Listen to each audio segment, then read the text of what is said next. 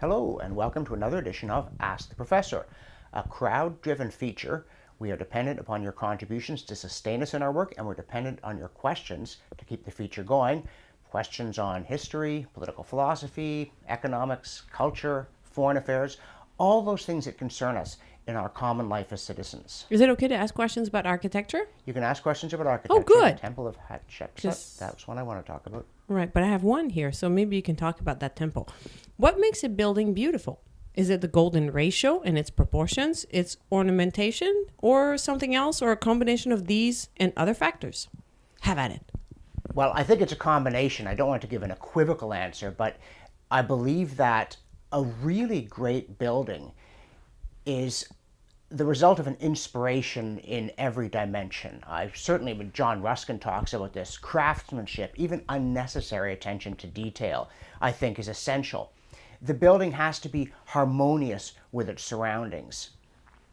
It does have to have elegant proportions unless you're really aiming for a jarring effect. And I'm not against the occasional jarring effect in a building, but I am against that kind of art that thinks everything should be jarring and shock the bourgeoisie out of their complacency. I don't think we even have a complacent bourgeoisie anymore. But particularly when it comes to public buildings, I am astonished at how ugly so many of them are. Like public schools. Public schools, Tom Wolfe, they look like insecticide factories. You could always spot the public school because it's the one you wouldn't want to live in. It's amazing.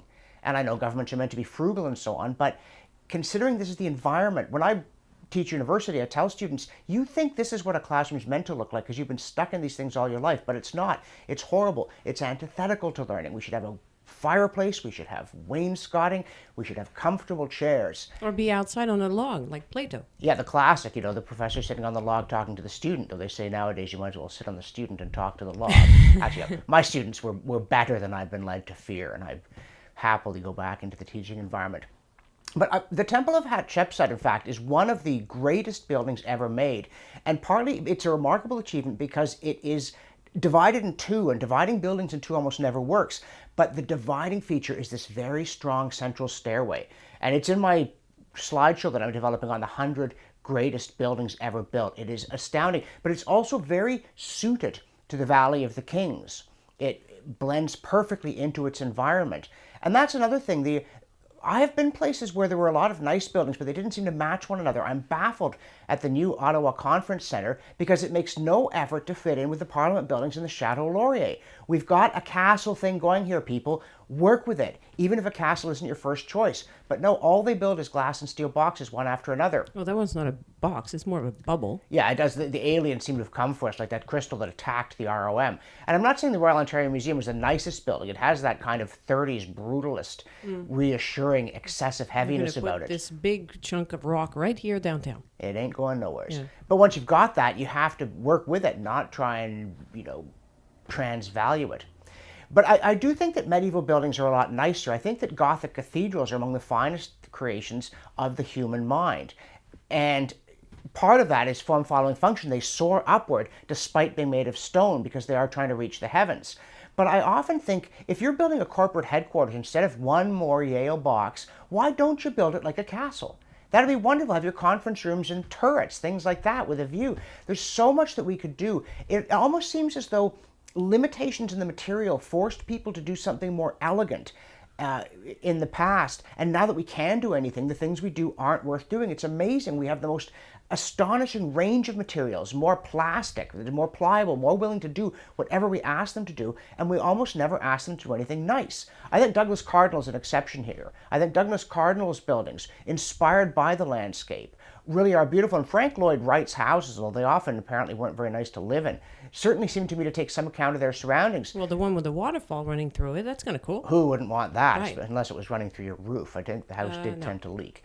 But when I was on the University of Texas campus, they had a lot of pretty nice buildings, but evidently no architect ever came to the campus and looked at the surroundings before building the next one. Even the LBJ library, which is a bit modernist, is quite nice, but doesn't look like anything else on the campus. Don't even get me started on the Ottawa downtown. Whereas Jerusalem, where they have the sort of rule I normally don't like, that you have to build in a certain kind of stone. Normally I'm all for freedom, but public spaces are a bit different. And the result is that Jerusalem is an astonishingly beautiful city because they have kept it in harmony with its landscape. But I do think that we need to forget the theories of modernism, which are deliberately ugly. And we say, yes, you have to get the proportions right. You want craftsmanship. You want things that are intriguing without being baffling. You want a sense of human purpose. It should be a building that is suited to the things that people like to do. As Chesterton said, if a house is built so that it knocks your hat off when you come in, it's not a condemnation of hats. And so all of these things, including that a building should fill us with joy. It should make us feel that life is good, not that life is worthless. It's not meant to jolt us into accepting despair, which far too many modern buildings actually are. The Bauhaus really did think that way. So I think all of these things go into it.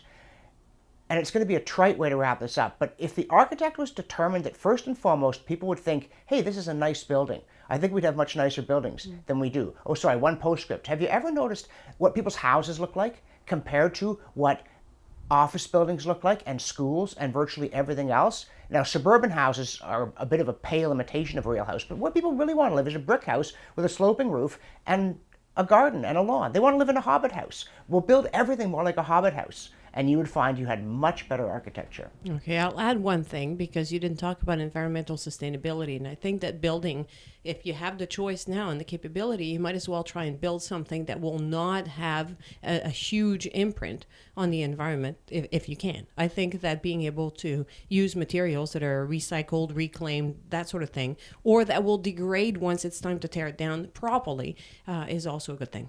Yeah, I would agree with that. I mean, I think geothermal for new houses is a good thing. I like those green roofs. I don't like giant skyscrapers that birds keep flying into. I don't like light pollution.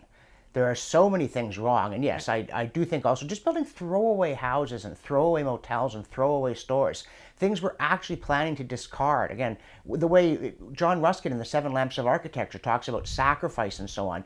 You want to build a building that is worthy of being looked at in 500 years. And that's my second postscript.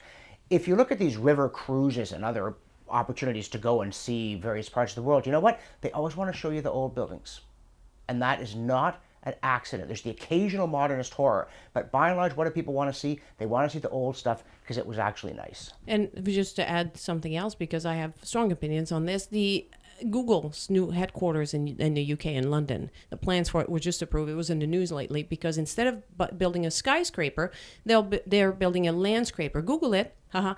See, look it up. You'll see the pictures of what the building will look like. They're going for something not too high. It's big still, but it's not too high, and it blends much better with their surroundings. And yay to them. Yeah, and you can Google it. Exactly. I just said that. Yes, I know. All right. Google. Thanks for that, folks. If you would like to play along and ask your questions of the professor, the URL on your screen will take you to a page where everything is explained. Thanks, and see you next time.